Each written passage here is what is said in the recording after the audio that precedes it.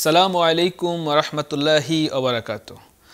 ইকরা বাংলার রমাজানের আয়োজন আহলান সাহলান মাহে রমাদান অনুষ্ঠানে আপনারা যারা দেশ এবং দেশের বাহির থেকে আমাদেরকে শুনছেন, আমি মনোয়ার হোসেন আপনাদের সবাইকে জানাচ্ছি স্বাগতম এবং সাথে সাথে রমজান মোবারক।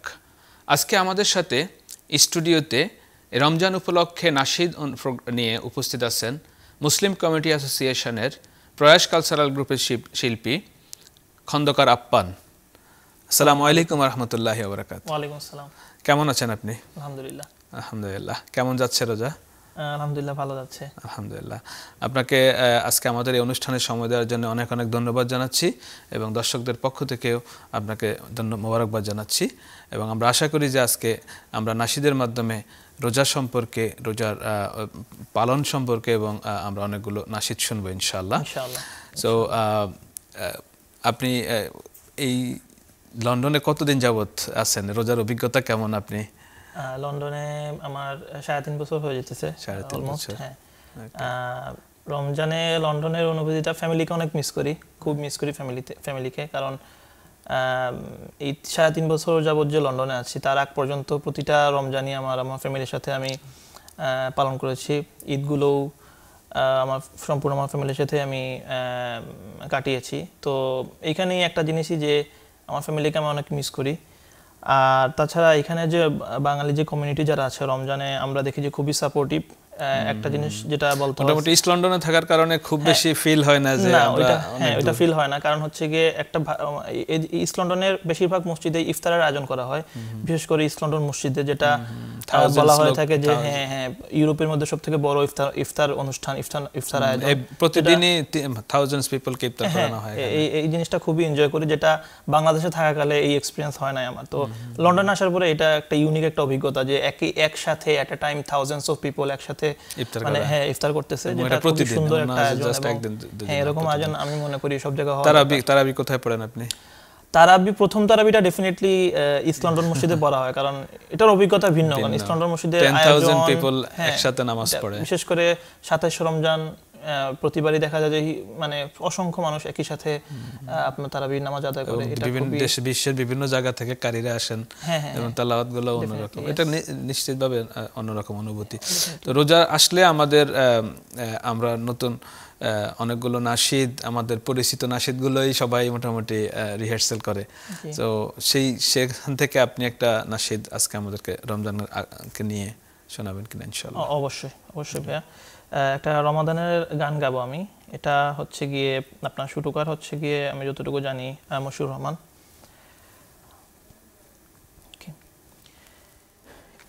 একটি বছর পরে আবার ফিরে এলো মাহে রমজান, একটি বছর পরে আবার ফিরে এলো মাহে রমজান। মুমিন হৃদয়ে পড়লো সারা, মুমিন হৃদয়ে পড়লো সারা, উঠলো জেগে নতুন প্রাণ। একটি বছর পরে আবার ফিরে এলো মাহে রমজান, একটি বছর পরে আবার ফিরে এলো মাহে রমজান। আল্লাহ তাআলার তরে রোজা পালন করো হে গুনাহগার, নিজের হাতে দিবেন তিনি সিয়াম সাধনার পুরস্কার। আল্লাহ তাআলার তরে রোজা পালন করো হে গুনাহগার, নিজের হাতে দিবেন তিনি সিয়াম সাধনার পুরস্কার। রমজানের এই রোজা পালন আল্লাহ তাআলার ফরমান। একটি বছর পরে আবার ফিরে এলো মাহে রমজান, একটি বছর পরে আবার ফিরে এলো মাহে রমজান। মুমিন হৃদয়ে পড়লো সারা, মুমিন হৃদয়ে পড়লো সারা, উঠলো জেগে নতুন প্রাণ। একটি বছর পরে আবার ফিরে এলো মাহে রমজান, একটি বছর পরে আবার ফিরে এলো মাহে রমজান। রমজানের মাসে প্রভু সত্য পথে গড়ব জীবন, বিপদ আপদ থাকবে না যে, ঠিক মতো হয় যদি রোজা পালন। রমজানের মাসে প্রভু সত্য পথে গড়ব জীবন, বিপদ আপদ থাকবে না যে, ঠিক মতো হয় যদি রোজা পালন।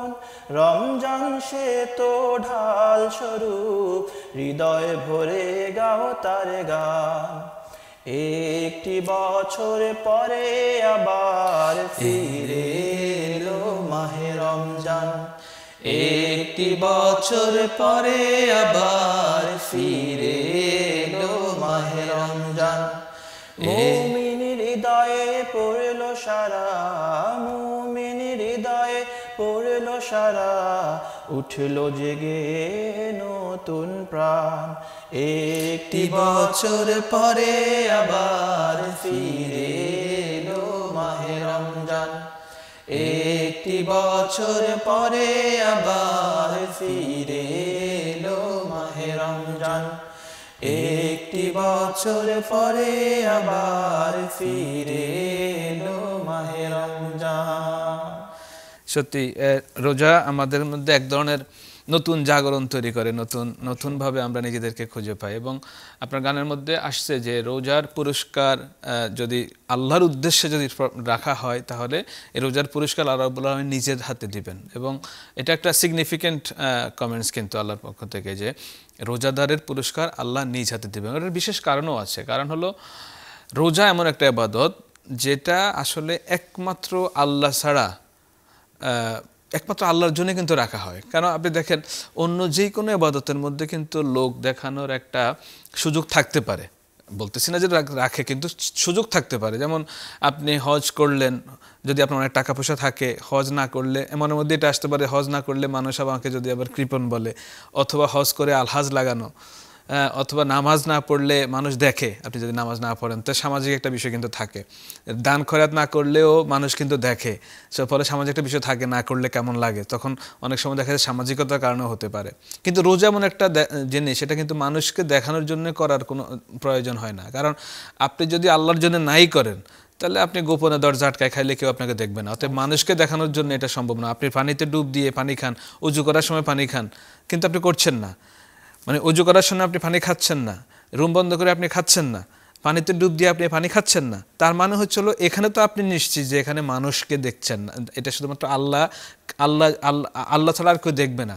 তার মানে এই রোজাটা আমরা পালন যখন করি, এটা ডেফিনেটলি একমাত্র আল্লাহকে ভয় করেই, আল্লাহর জন্যেই করা হচ্ছে। এই জন্যে রোজার এত ফজিলত এবং রোজাটা তাকওয়ার অর্জন করতে প্র্যাকটিস। এই যে মানে আল্লাহ দেখবেন, এই জন্য আমি ডুব দিয়ে পানি খাচ্ছি না, রুম বন্ধ করে বন্ধ কিছু খাচ্ছি না, এই যে আল্লাহ দেখবেন, এই যে অনুভূতিটা আমাদের জীবনের প্রত্যেকটা কাজে যদি আমরা এইভাবে খেয়াল রাখতে পারি, যে এটাই হচ্ছে প্র্যাকটিস। এক মাস এই প্র্যাকটিসটা আমরা করার মাধ্যমে যদি আমাদের প্রত্যেকটা কাজের মধ্যে যে আমরা এটা খেয়াল করি যে আল্লাহ দেখবেন, আল্লাহ দেখছেন আমাকে, আল্লাহ অবজার্ভ করছেন, অতএব আমি রাইট ওয়েতে কাজ করা উচিত, আমি রং কিছু যাতে না করি, আল্লাহ দেখছেন। এই অনুভূতিটা আমাদের মধ্যে যখন তৈরি হবে, this is god conscious, Allah conscious, মানে তাকওয়া, এটা আসলে মূলত তাকওয়া শিক্ষা। এই গানের মাধ্যমে সেই জিনিসটা ফুটে উঠেছে। ধন্যবাদ আপনাকে। সো দর্শক মণ্ডলী, আমরা খন্দকার আপ্পানের কাছ থেকে আমরা সুন্দর একটি নাশিদ শুনলাম। আমরা আরেকটি নাশিদ আপনার কাছ থেকে শুনি ইনশাআল্লাহ। জি, যেহেতু রমজান মাস, রমজান মাসের অনেকগুলো তাৎপর্য আছে, তার মধ্যে একটা তাৎপর্য হচ্ছে যে আল্লাহর কাছে ক্ষমা চাওয়া। এবং রমজান মাসটা যেহেতু অন্যান্য মাস থেকে খুবই ভিন্ন একটা মাস, এই মাসে প্রতিটি ইবাদতই অন্যান্যগুলো মাস থেকে একটু ভিন্ন। কারণ আপনার ফরজ নামাজের ক্ষেত্রে দেখা যাচ্ছে অন্যান্য মাসে ফরজ নামাজ পড়লে এক্সট্রা যে একটা মানে আমল নামাজে সওয়াব যুক্ত হয়, রমজান মাসে কিন্তু তার অনেক ডাবল হয়।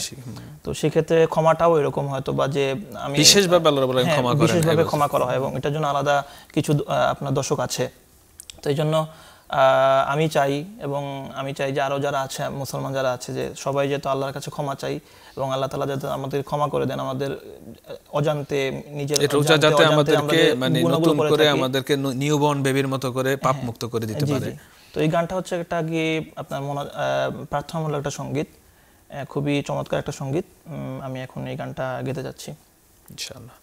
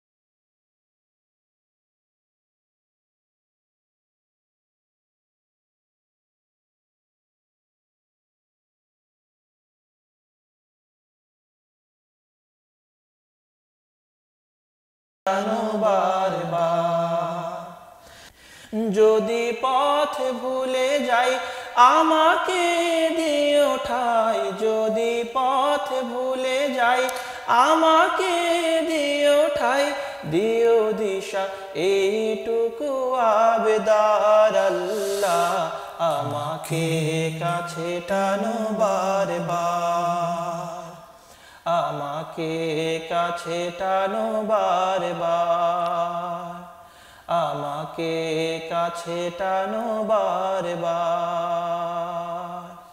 মাশাআল্লাহ মাশাআল্লাহ। এখন দেখো আপ্পান গানে গানে অত্যন্ত চমৎকারভাবে আল্লাহর কাছে ফরিয়াদ করা হলো এবং আল্লাহ রাব্বুল আলামিন অনেক বড় মেহেরবান আমাদের প্রতি। আমরা আসলে প্রতিনিয়ত অনেক গুনাহ করি এবং আল্লাহ যদি গুনার জন্য আমাদেরকে সাথে সাথে ধরে ফেলতেন তাহলে কিন্তু আমাদের কারোই বাঁচার উপায় ছিল না। আল্লাহ আমাদেরকে সময় দেন এবং প্রত্যেক মাসেই বিশেষ বিশেষ রাত্রি থাকে আল্লাহ রাব্বুল আলামিন আমাদেরকে ক্ষমার সুযোগ করে দেন এবং প্রতিনিয়তই আল্লাহর কাছে ক্ষমা চাওয়া, এটা ওপেন 24/7 আল্লাহর কাছে ক্ষমা চাওয়া।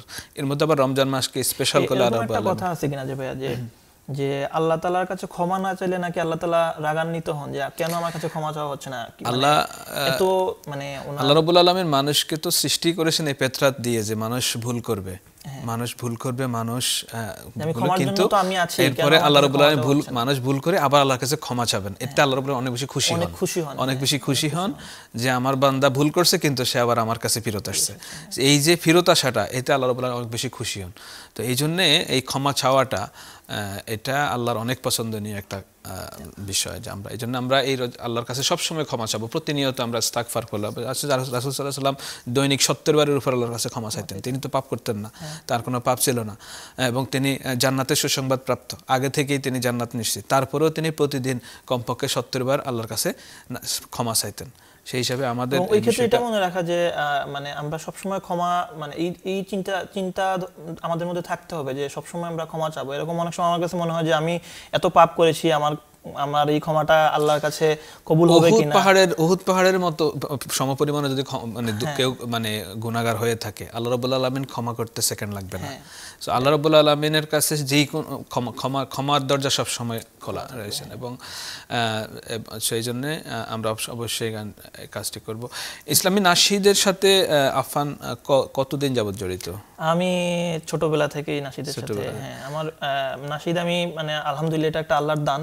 এই যে মানে গলার সুরটা, এটা আমি মনে করি যেটা হেভেনলি এবং এটা সবার কিন্তু মানে সবাই তো গাইতে পারে না। আমি তো তোমার সাথে মাঝে মাঝে মিলাচ্ছি, তাতে এটা হচ্ছে না। তারপরে আল্লাহর কাছে শুকরিয়া যে আল্লাহ তাআলা এই নিয়ামত আমাকে দান করেছেন, আলহামদুলিল্লাহ। এর জন্য আমি এবং এটা কোনো স্মৃতি আছে কিনা যে এই গানের মাধ্যমে আসলে একজন মানুষকে পরিবর্তন করা গেছে এবং সে আসলে দিনের পথে আসছে, তার ভুল বোঝার মানে তার কাছে অপসংস্কৃতি থেকে এই সংস্কৃতিতে আসার একটা আগ্রহ?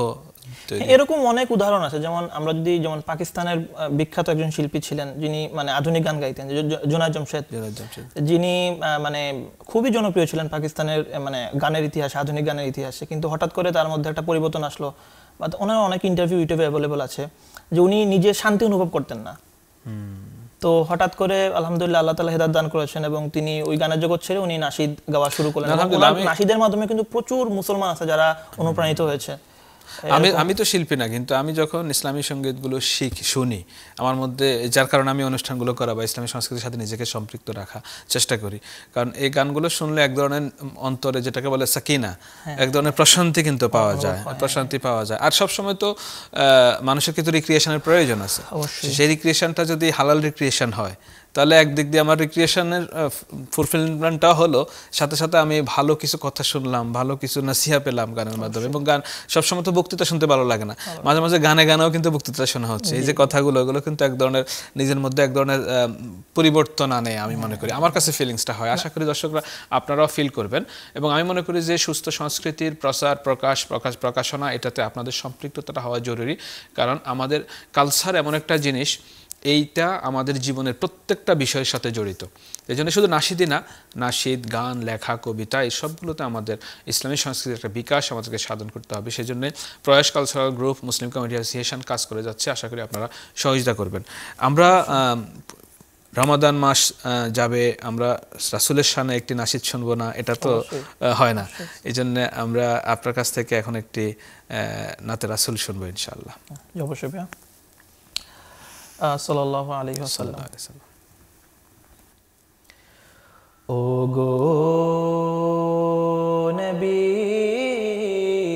তোমাকে আমি ভীষণ ভালোবাসি, নয়নে জলে ভাসি। ও গো নবী, তোমাকে আমি ভীষণ ভালোবাসি, নয়নে জলে ভাসি। হৃদয় উজাড় করে তোমায়, হৃদয় উজাড় করে তোমায় অনেক ভালোবাসি, নয়নে জলে ভাসি, নয়নে জলে ভাসি। তুমি কেন আমায় ছেড়ে শুয়ে আছো মদিনায়, পাগল পারা মনটি আমার তব পানে ছুটে যায়। ও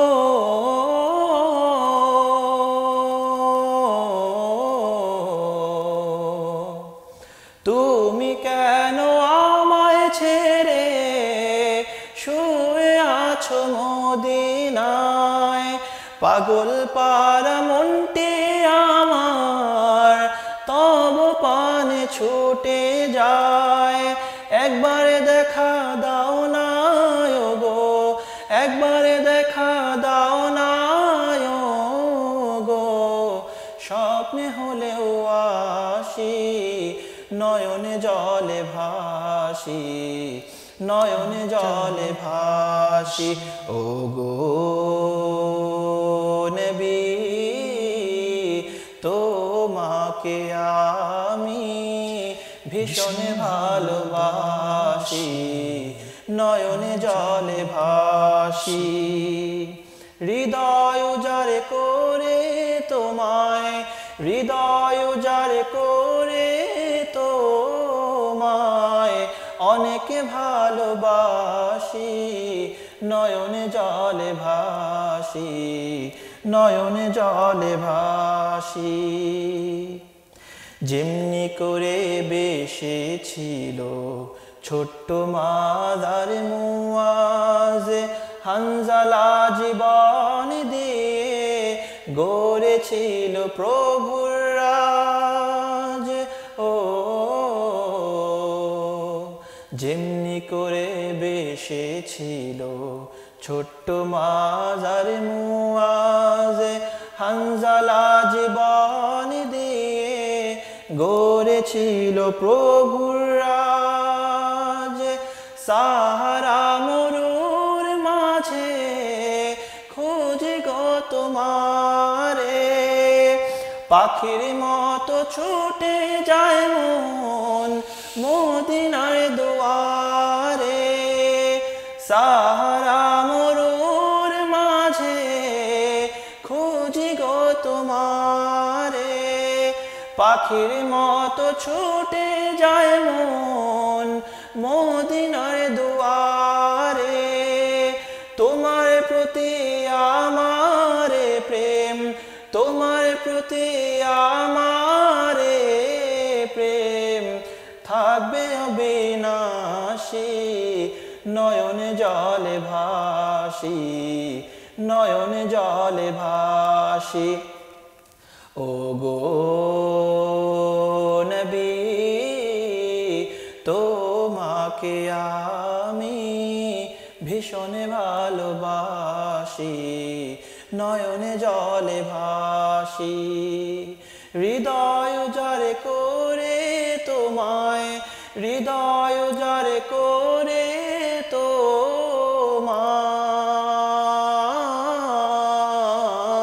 তোমায়, হৃদয় উজাড় করে তোমায় অনেক ভালোবাসি, নয়নে জলে ভাসি, নয়ন